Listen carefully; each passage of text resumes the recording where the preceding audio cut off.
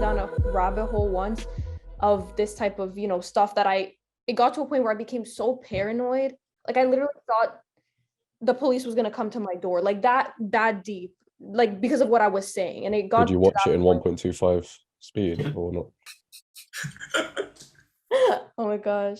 No, I'm joking. Carol. I'm never gonna stop with that. Yes, I will.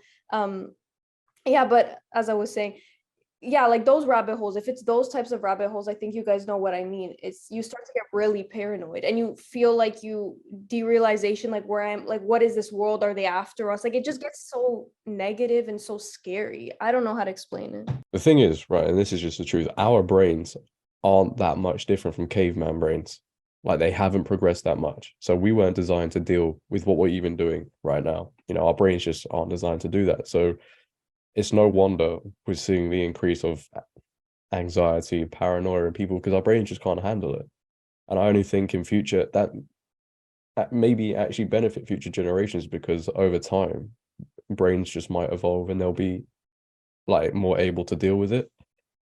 I don't know. I don't know how far in the future. I think that's like maybe like 200 years in the future before that happens, I think it's like we've got, in today's modern world, we've got no real worries. Like we don't need to worry about eating because most of us just have food readily available.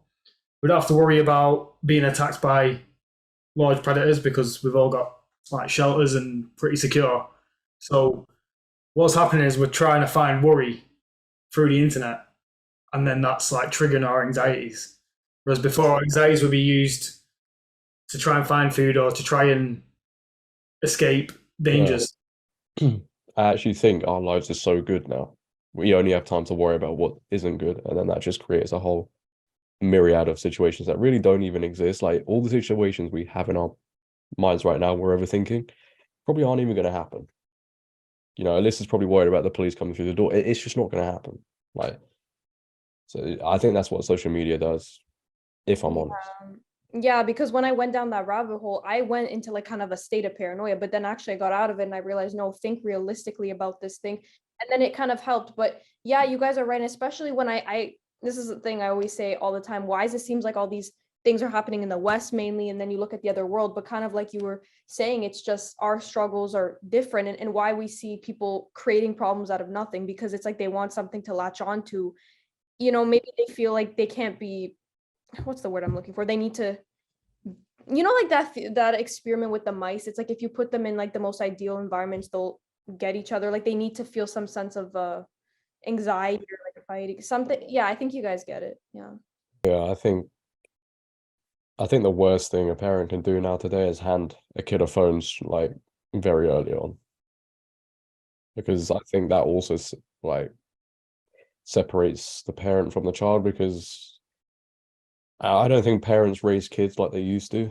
I think first of all the government do and social media does, and I don't know, I think once you do that from a very early age, you're hurting the kid's ability to become or learn certain things, because they're not doing it in the real world. Also with kids now as well, like when something's a struggle for a small child and they're having a tantrum or crying, the parent would usually just stick a tablet in front of them, and it'll probably have YouTube on or something. If we're going to call YouTube social media, then it'll have YouTube on. So they're going to grow up thinking, whenever time gets hard, let me just go and isolate myself into this little box of the internet.